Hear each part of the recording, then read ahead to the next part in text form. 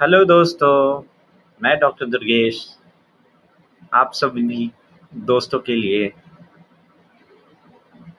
मैं फिर से एक अपने क्लिनिक केस लेके आया हूँ। ये केस रेक्टल जो केस है, ये रेक्टल फिस्टुला का केस है।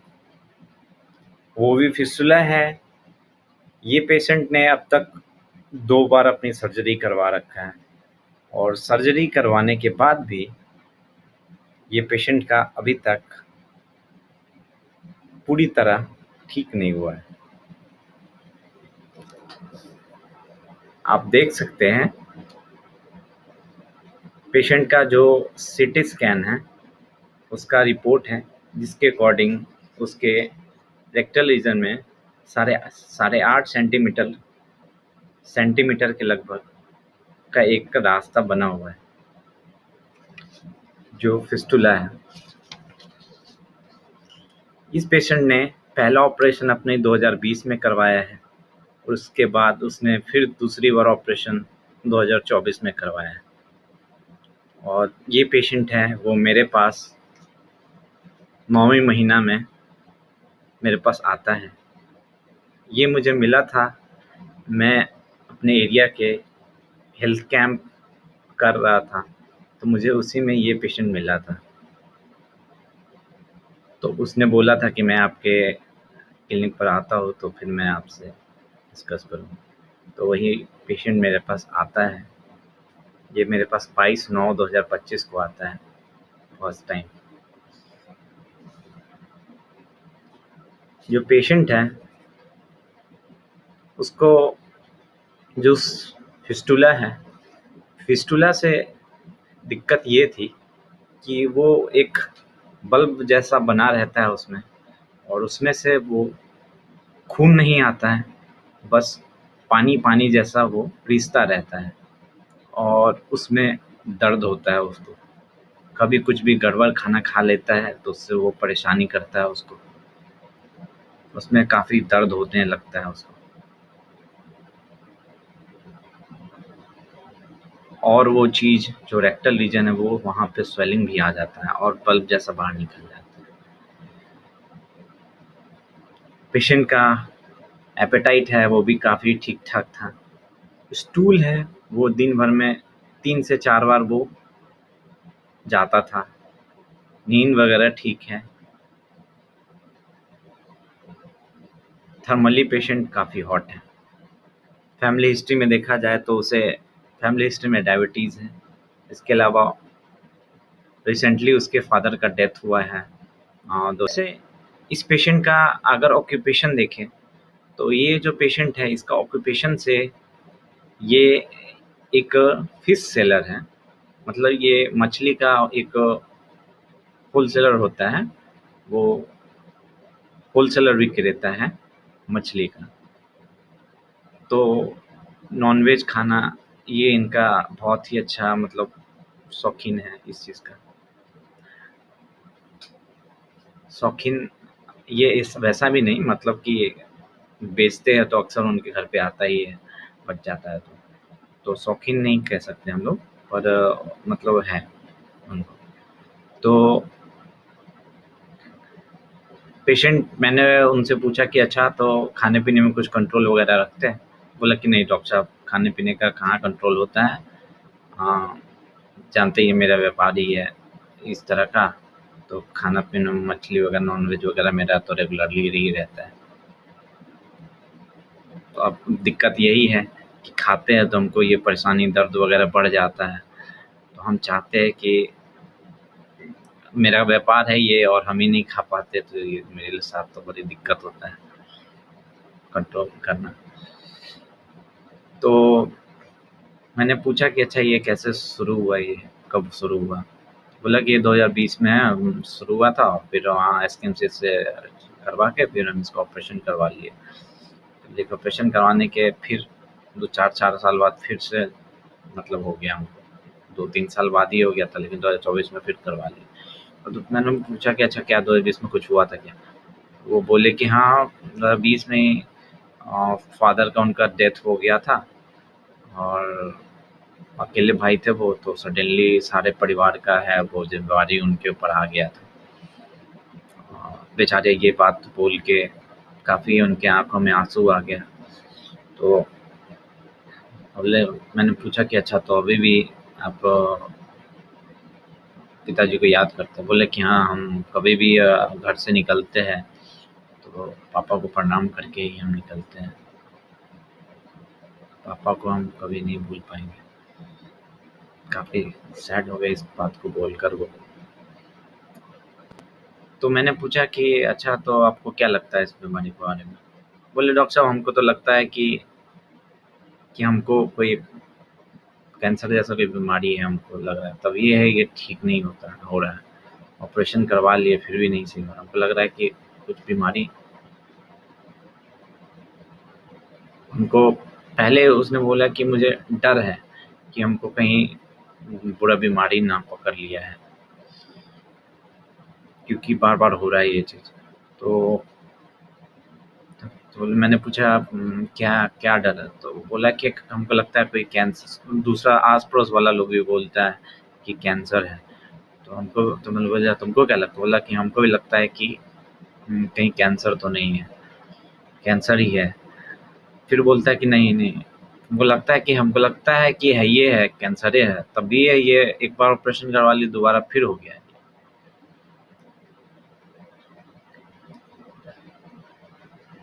तो मैंने पूछा कि अच्छा, कुछ और चिंता हो, मतलब कुछ और मतलब कुछ लंबे समय से कुछ चिंता परेशानी वगैरह रहता हो?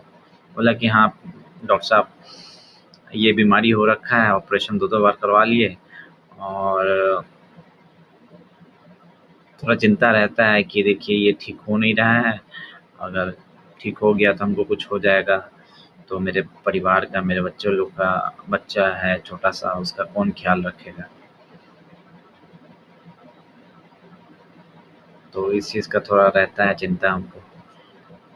बाकी और कोई काम-धाम का चिंता वगैरह है नहीं, काम है, अच्छा ही चल रहा है। मैंने वो पूछा कि अच्छा, और कैसा मन करता है कुछ मन में? मन तो करता डॉक्टर साहब कि मर जाते तो ठीक रहता। अभी सब बार-बार ऐसा बीमारी हो जाता है, जिससे हम तो चाहते हैं कि मर जाते तो ठीक ही था। ऐसा मन में आता है कभी-कभी हमको। फिर मैंने पूछा, अच्छा, स्वभाव कैसा है आपका? बोला कि नहीं डॉक्टर साहब, हमको गलत चीज़ वगैरह ये सब बर्दाश्त नहीं होता है। अब कोई है धंधा में ही है, कोई सामान रेट वगैरह कर देता है और उस रेट पे नहीं लेता है तो हमको बड़ा तेज़ गुस्सा आता है। तो अब लेकिन धंधा है तो गुस्सा वगैरह नहीं कर सकते। घर परिवार में है कि लड़ाई झगड़ा हो जाता है तो कभी-कभी पत्नी वगैरह को हाथ उठा देते हैं। वो ऐसा बातें बोल देती है तो उसमें क्या ही कर सकते हैं, तो बकावत हो जाता है मारपीट। तो इतना सा केस था। मैंने इस पेशेंट को इनिशियली कार्सिनोसिन दिया। कार्सिनोसिन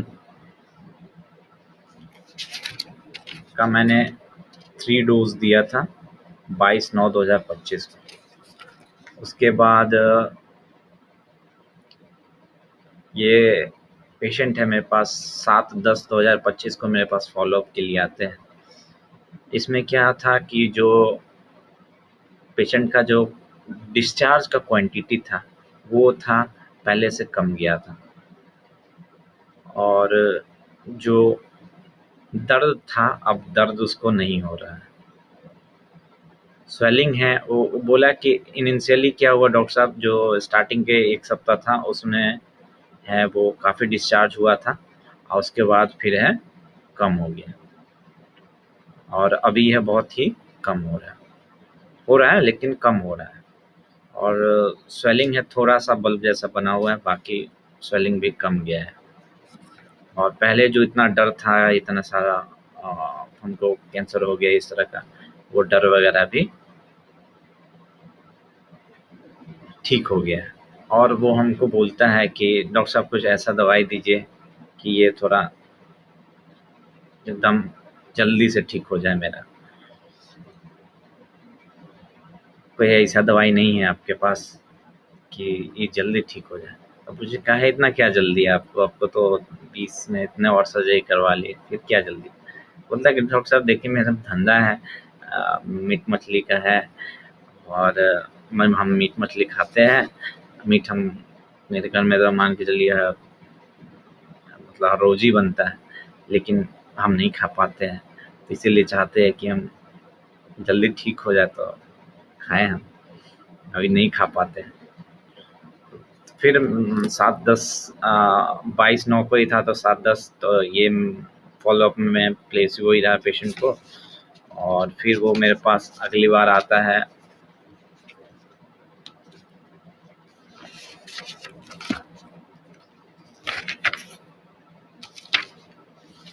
21 तारीख को, 21/10/2025 को पेशेंट है, वो मेरे पास आता है। ये अभी तब तक है वो पेशेंट मेरा प्लेसिबो पे था। उसके बाद फिर अब क्या था कि जो क्वांटिटी बढ़ा था, फिर हल्का कम हो गया था। अभी क्या है, डिस्चार्ज बिल्कुल भी कम हो ही नहीं रहा था, डिस्चार्ज है ही नहीं, ज़ीरो है, और स्वेलिंग वगैरह बिल्कुल कम हो गया था, मतलब था ही नहीं स्वेलिंग। और जो दर्द था वो दर्द पिछले बार भी नहीं था, और इस बार भी दर्द एकदम ही नहीं है।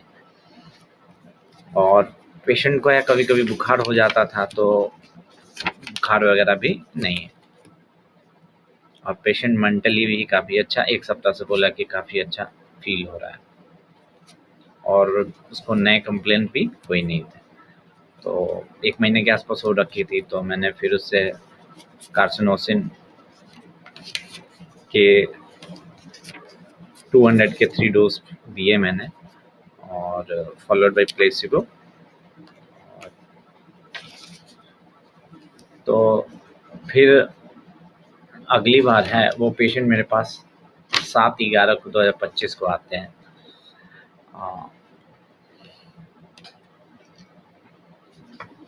7/11/2025 को मेरे पास आते हैं पेशेंट।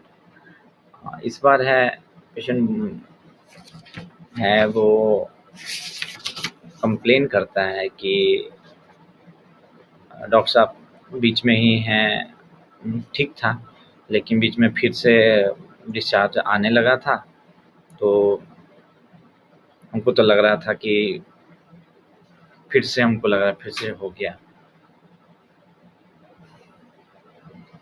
हमको तो लग रहा है कि ठीक नहीं होगा, फिर लग रहा है फँस गया।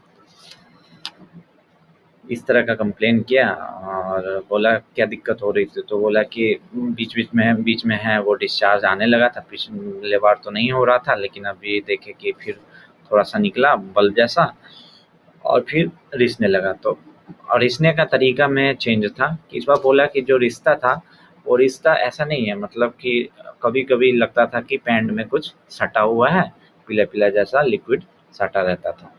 तो कपड़ा वगैरह में दाग लग जाता था, तो उससे हमको थोड़ा-सा घिन-घिन जैसा लगता था। अच्छा, घिन-घिन जैसा उसको फ़ील होता था। मैंने पूछा था उससे कि उससे क्या लग रहा है आपको? मतलब उससे डिस्चार्ज आता ही है, तो उससे क्या दिक्कत है? तो वो वही बोला कि हमको थोड़ा लग जाता है कपड़े में, तो थोड़ा घिन-घिन टाइप का लगता है।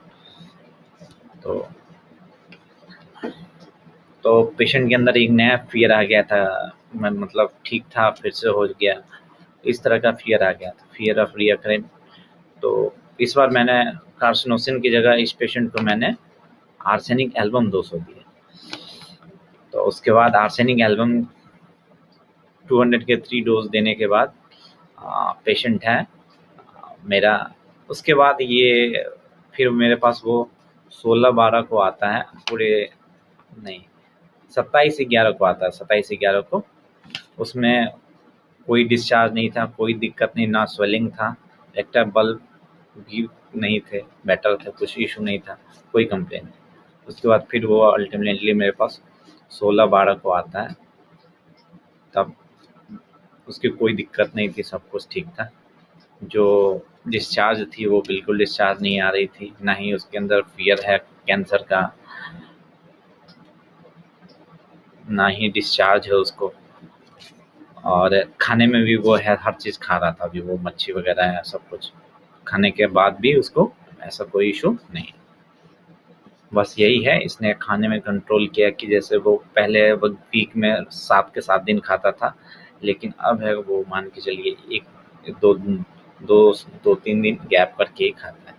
इतना वो कंट्रोल रखता है और पेशेंट को कोई दिक्कत नहीं था। फिर उसने बोला था कि हाँ, डॉक्टर साहब हम जाँच करवा लें, तो बोले कि हाँ, बिल्कुल आप जाइए एसकेएमसी वगैरह जाके आप वहाँ पे फिर से सीटी स्कैन, जीआईटी करवा लीजिए, तो दिख जाएगा आपको कंप्लीटली वो जख्म है वो भर चुका होगा और फ्यूचर में भी आपको इश्यू नहीं आएगा।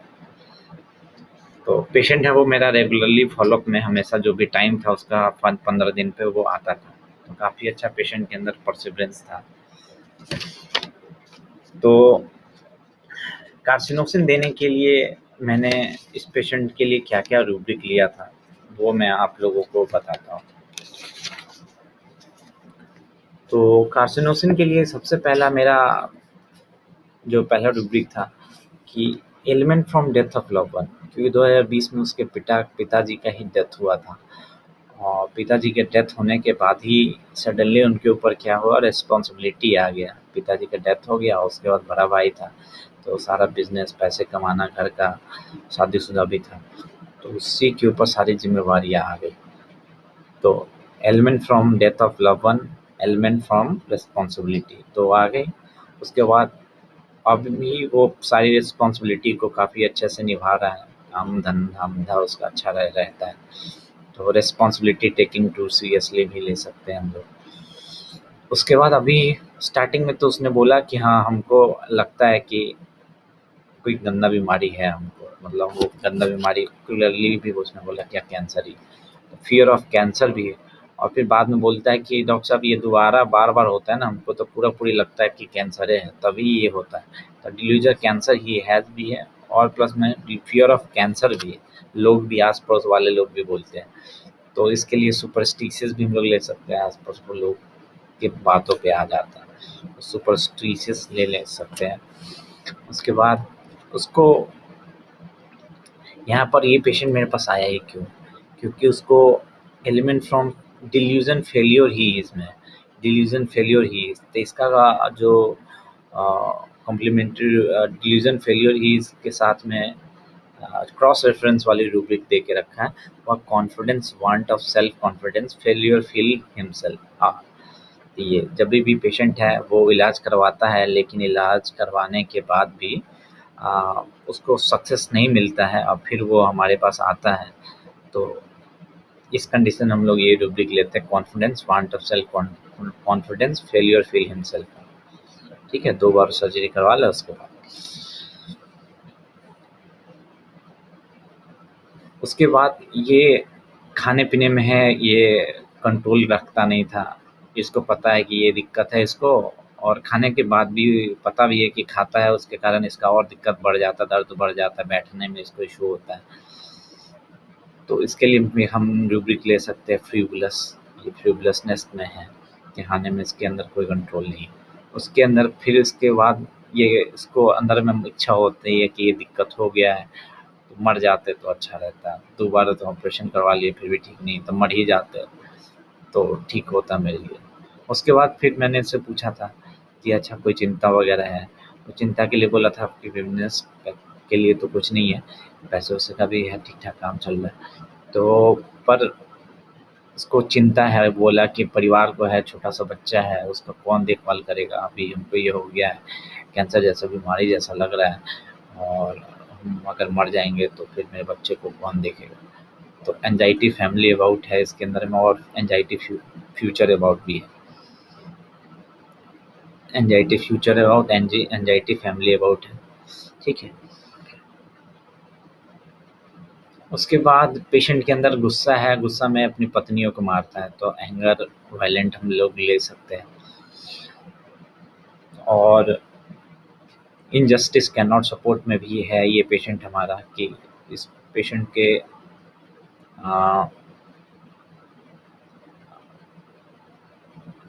जैसे में कोई भी ग्राहक वगैरह है गलत रेट लगा देता है, लेके फिर नहीं लेता है, तो इस चीज़ पे उसको बहुत गुस्सा आता है। तो इनजस्टिस कैन नॉट सपोर्ट में भी है, प्लस में ये काफ़ी माइल्ड शांत अपने काम से मतलब रखने वाला इंसान है। और साथ में क्या होता है, अ, मैंने पूछा था को मदद करना वगैरह भी अच्छा लगता है, और प्लस में किसी को ना भी नहीं कर सकता, जैसे कोई भी है पैसे उधारी मांग लेता है तो दे देता है, तो और या कोई काम के लिए भी बोलता है तो किसी काम के लिए भी मना नहीं करता है किसी को। ये मैं लास्ट में पूछा था तो कार्सिनोसिन को कंफर्म करने के लिए, तो मैंने इस पेशेंट को इनिशियली कार्सिनोसिन ही दिया था। हाँ, कार्सिनोसिन के बाद जो भी है मैंने फॉलोअप बताया आपको। अच्छा, तो उसके बाद मैंने इसको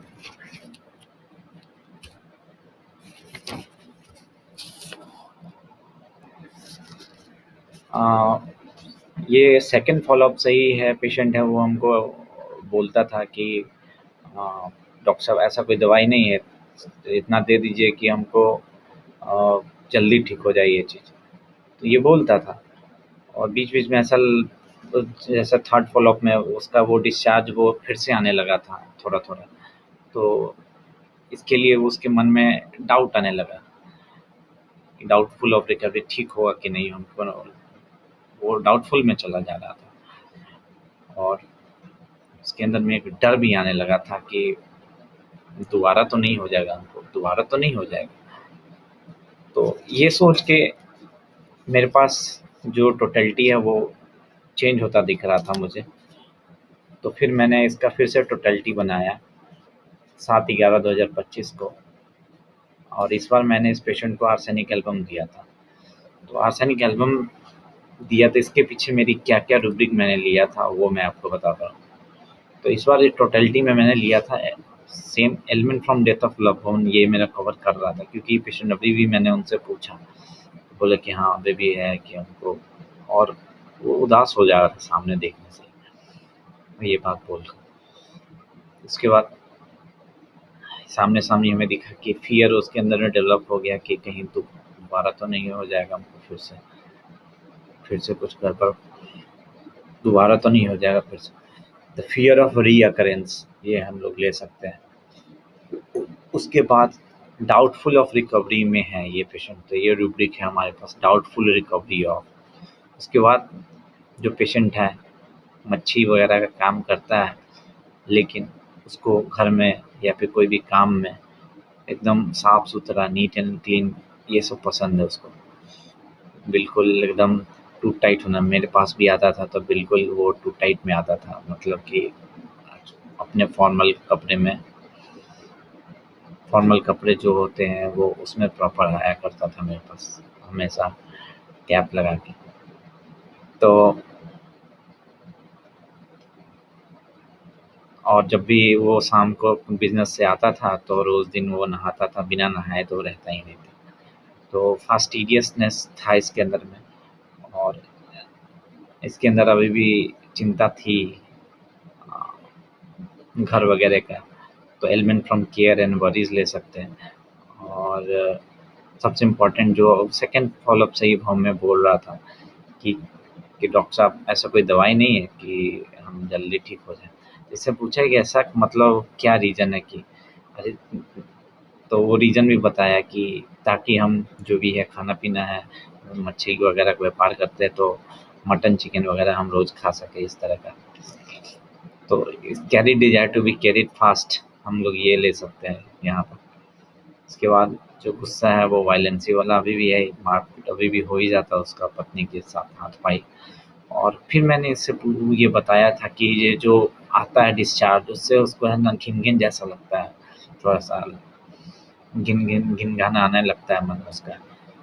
तो ये हमारा डिस्गस्टिंग का फीलिंग है, डिस्गस्ट। तो यहाँ रूब्रिक ले सकते, हम लोग डायरेक्ट रूब्रिक ले सकते हैं, रेक्टम फिस्टुला।